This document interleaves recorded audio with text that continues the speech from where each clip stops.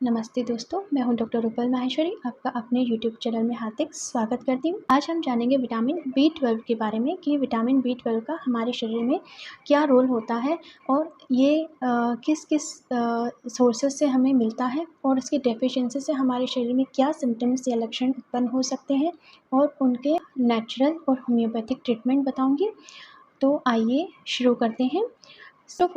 Vitamin B 12 हमारे शरीर में बहुत ही वाइटल विटामिन है जो कि वाटर सोल्यूबल विटामिन है और इसको हमको बाहर से इनटेक करने की ज़रूरत पड़ती है। इसकी हमारे ब्लड में नॉर्मल वैल्यू 180 टू 900 पिकोग्राम पर ml तक होती है। यदि इससे कम है तो शरीर में विटामिन बी 12 की डेफिशिएंसी होती है। तो अब हम जानते हैं कि विटामिन बी 12 का हमारे शरीर में क्या रोल है। तो फर्स्ट ऑफ ऑल ये हमारे शरीर में डीएनए सिंथेसिस करने में मदद करता है। दूसरा, ये हमारे शरीर में ब्रेन फंक्शनिंग के लिए इम्पॉर्टेंट होता है, सेंट्रल और पेरिफेरल नर्वस सिस्टम। यदि इसके फंक्शनिंग में प्रॉब्लम होती है तो हमारे शरीर में irritability, anxiety, mood swings, headache, dizziness, lack of concentration, loss of memory आदि सिम्टम्स प्रोड्यूस होते हैं। और जो नेक्स्ट इम्पोर्टेंट काम है विटामिन बी 12 का हमारे शरीर में वो है metabolism of cell and production of RBCs. तो यदि इस विटामिन की हमारे शरीर में कमी हो जाती है तो इमैच्योर आरबीसीज ब्लड में सर्कुलेट होती रहती है और लीवर में जाके इनका ब्रेकडाउन होता है तो एक पिगमेंट बनता है बिलीरुबिन। तो वो जब एक्स्ट्रा हो जाता है तो पूरे शरीर में पीलापन, पेलनेस आ जाती है जिसे हम पीलिया कहते हैं। तो अगर हमारे शरीर में पेलनेस है तो एक बार आप विटामिन बी 12 का टेस्ट ज़रूर कराएं। नेक्स्ट इम्पॉर्टेंट फंक्शन है डाइजेस्टिव फंक्शन। तो ये जो विटामिन बी 12 है हमारे डाइजेशन को ठीक रखने में मदद करता है। यदि इस विटामिन की हमारे शरीर में डेफिशिएंसी हो जाएगी तो हमारे शरीर में डाइजेस्टिव प्रॉब्लम्स हो जाएंगी, bloated sensation, heaviness in abdomen और mouth ulcers, gingivitis, bleeding ulcers आदि सिम्टम्स प्रोड्यूस होंगे। तो ये हुआ हमारा चौथा फंक्शन। अब हम चलते हैं विटामिन बी 12 को कैसे सप्लीमेंट करें, इसकी कमी को कैसे पूरा करें।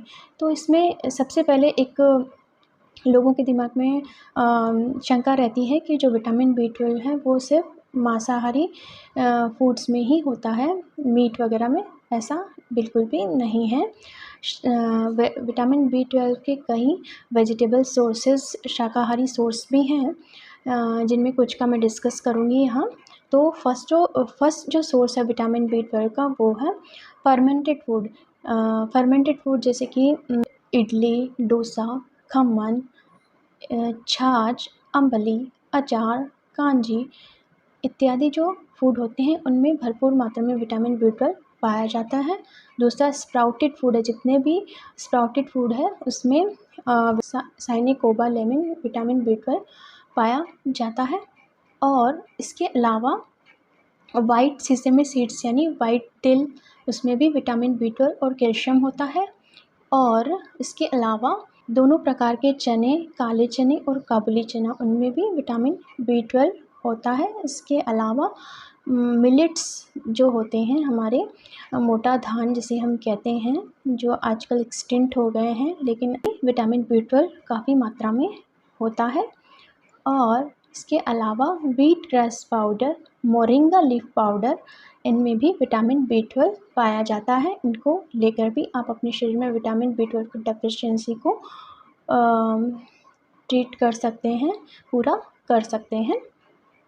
बेसिकली जो इसका कारण होता है विटामिन बी 12 का हमारे शरीर में कम होने का, एक तो है कि हम इनटेक ही प्रॉपर नहीं कर रहे हैं, तो विटामिन बी 12 हमारे शरीर में कम होगा और उसके डेफिशिएंसी सिम्टम्स हमारे शरीर में दिखेंगे। और दूसरा कारण है इसका एसिमिलेशन या एब्जॉर्प्शन हमारे शरीर में प्रॉपर नहीं हो पा रहा है, यानी हम ले तो प्रॉपर रहे हैं लेकिन इसका एब्जॉर्प्शन या अवशोषण हमारी बॉडी में नहीं हो पा रहा है। इसके भी कई कारण हैं। एक मुख्य कारण है एजिंग। जैसे जैसे एज बढ़ती है तो उसका अवशोषण कम होता जाता है, क्योंकि विटामिन B12 के एब्जॉर्प्शन के लिए शरीर में एसिडिक मीडियम की ज़रूरत होती है। तो अगर एसिडिक मीडियम कम हो जाता है एजिंग की वजह से तो इसके अवशोषण में प्रॉब्लम होती है। और जो गैस्ट्रिक इंट्रिंसिक फैक्टर होता है वो इसके अवशोषण में हेल्प करता है। तो उसमें अगर प्रॉब्लम होती है तो हमारा जो विटामिन B12 है प्रॉपर्ली एब्सॉर्ब नहीं हो पाता है। कई प्रकार की मेडिसिन्स भी होती हैं जो इसके एब्जॉर्प्शन को हैम्पर करती हैं या रोकती हैं। तो क्योंकि वो हमारे शरीर में जो एसिडिक मीडिया होता है इसके एब्जॉर्प्शन के लिए उसको डिस्टर्ब करती है, इसलिए यह इस विटामिन की हमारे शरीर में कमी हो जाती है। अब हम आते हैं इसके होम्योपैथिक ट्रीटमेंट की तरफ। तो होम्योपैथी में इसके लिए बहुत सी दवाइयाँ होती हैं लक्षणों के हिसाब से। जो मुख्य दवाइयाँ हैं उनके मैं मुख्य लक्षणों की यहाँ चर्चा करूँगी। उनमें सबसे पहले है आर्सेनिक एल्बम। यदि पेशेंट को continue weakness, tiredness, fatigue, irritability, anxiety आदि महसूस हो रही हैं तो आर्सेनिक एल्बम उपयोगी है। और दूसरी मेडिसिन है जेल्सीमियम। यदि पेशेंट को डलनेस, डिजीनेस, ड्राउजीनेस या मस्कुलर वीकनेस लग रही है तो जेल्सीमियम उपयोगी होती है। तीसरी मेडिसिन है हाइपेरिकम। यदि नर्व इम्बैलेंस है, पेरिफेरल न्यूरोपैथी है, टिंगलिंग, बर्निंग सेंसेशन है तो हाइपेरिकम यूज़फुल होती है। इसके बाद चौथी मेडिसिन है कॉस्टिकम। यदि मस्कुलर इनकोऑर्डिनेशन है तो कॉस्टिकम उपयोगी है। और मर्कसोल, यदि mouth ulcer, metallic taste body में है तो मर्कसोल उपयोगी है। बोरेक्स, यदि जिंजिवाइटिस है, माउथ अल्सर है, ब्लीडिंग अल्सर्स हैं तो होम्योपैथिक मेडिसिन बोरेक्स का यूज़ किया जा सकता है। और इसके अलावा भी कई दवाइयाँ हैं जैसे पिक्रिक एसिड, जिंकामेट, लाइकोपोडियम इत्यादि। इनको हम लक्षणों के आधार पर दे सकते हैं। लेकिन ये जो चर्चा की गई है मुख्य दवाइयों के मुख्य लक्षण हैं। यदि आपको विटामिन B12 या किसी भी तरीके की कोई दिक्कत है, डेफिशिएंसी है तो होम्योपैथिक मेडिसिन के लिए आप किसी क्वालिफाइड होम्योपैथिक फिजिशियन को दिखाएं और उनसे उनकी देखरेख में ही दवाइयों का सेवन करें तो अधिक लाभ मिलेगा। वीडियो को पूरा देखने के लिए बहुत बहुत धन्यवाद। उम्मीद करती हूँ आज का ये वीडियो आपको बहुत पसंद आया होगा और आपको नई जानकारी मिली होगी। यदि वीडियो आपको अच्छा लगा हो तो कृपया इसको लाइक कीजिए, शेयर कीजिए और सब्सक्राइब कीजिए। धन्यवाद।